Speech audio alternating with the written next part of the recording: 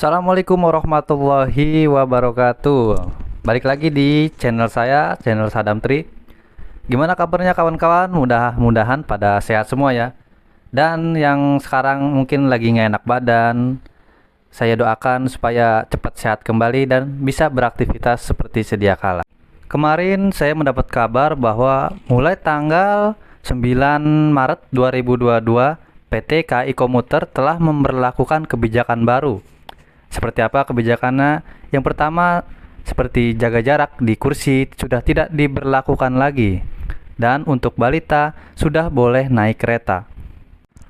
Hal tersebut dilakukan karena telah diedarkan surat edaran dari Kementerian Perhubungan nomor 25 tahun 2022, di mana dalam surat tersebut ada beberapa kebijakan baru. Kebijakan yang pertama adalah kereta komuter di wilayah aglomerasi termasuk KRL Jabodetabek, KRL Yogyakarta Solo diperkenankan melayani pengguna penumpang hingga 60% dari kapasitas. Ini merupakan peningkatan setelah sebelumnya hanya melayani 45% dari kapasitas yang tersedia. Dan yang kedua adalah peningkatan kapasitas ini ditandai dengan pengguna dapat duduk tanpa jaga jarak lagi. Jadi kan di setiap rangkaian KRL dulu itu ada marka jaga jarak ya. Seperti kursi panjang hanya boleh diisi 4 orang dan kursi prioritas hanya boleh diisi 2 orang. Namun kini kebijakan tersebut telah dicabut dan kursi-kursi bisa dipakai sesuai dengan kapasitasnya masing-masing. Dan yang ketiga adalah peraturan lama bahwa bagi para penumpang yang berdiri tetap pada peraturan lama, jadi mengikuti marka-marka yang disediakan.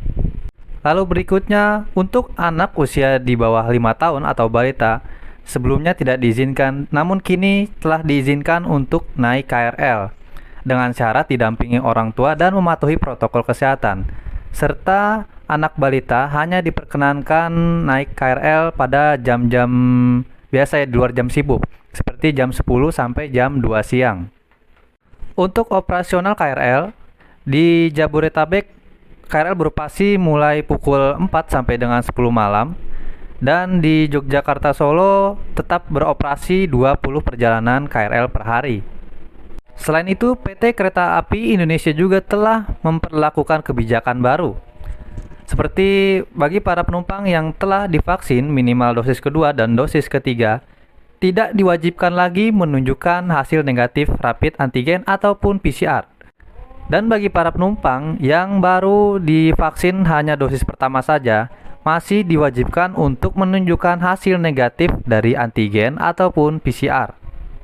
Lalu selanjutnya, penumpang anak berusia di bawah 6 tahun diperkenankan untuk melakukan perjalanan dengan angkutan kereta api, yaitu syaratnya harus didampingi dengan orang tua dan menerapkan protokol kesehatan yang ketat. Oke, setelah ini kita akan melihat bagaimana suasana di dalam KRL setelah diberlakukannya kebijakan baru tersebut. Saksikan video ini sampai terakhir.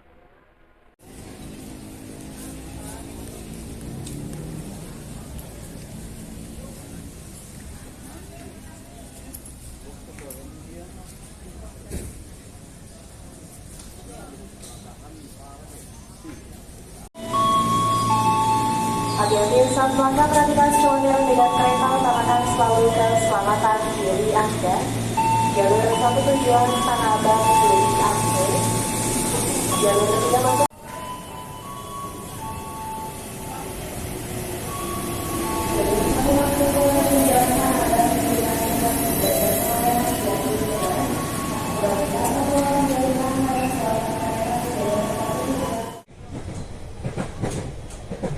Ya, saat ini saya sudah berada di dalam KRL Komuter Line dengan tujuan akhir stasiun Jatinegara.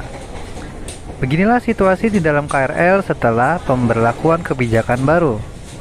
Terlihat para penumpang sudah memulai mengisi bangku atau kursi sesuai dengan kapasitasnya, dan marka jaga jarak yang ada di kursi pun telah dicabut. Dan di sini terlihat ada beberapa penumpang yang membawa anak di usia di bawah 5 tahun ataupun balita. Jadi bagi para penonton yang masih ragu apakah balita boleh naik kereta atau tidak, Nah, di video ini telah ditunjukkan bahwa balita boleh naik KRL kembali. Kabar yang sangat menggembirakan ya bagi anak-anak yang ingin sekali naik KRL di masa pandemi ini. Karena sudah lama juga PT KAI Komuter melarang anak balita untuk naik KRL komuter lain. Nah, bagi para penumpang yang berdiri masih diwajibkan untuk mematuhi marka jaga jaraknya ya. Karena kapasitas KRL belum 100% digunakan. Hanya 60% saja dari 45%. Oh iya, satu lagi. Untuk peraturan lama seperti tidak boleh berbicara di dalam KRL ataupun menelpon masih tetap diberlakukan. Hal ini dilakukan agar kita terhindar dari cairan droplet yang keluar ketika kita berbicara.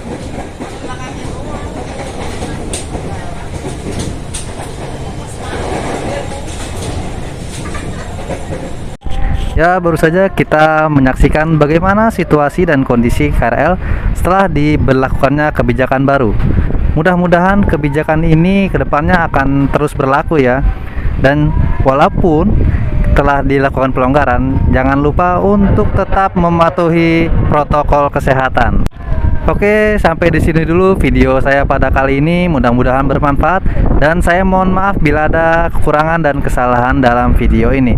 Saya ucapkan terima kasih. Wassalamualaikum warahmatullahi wabarakatuh.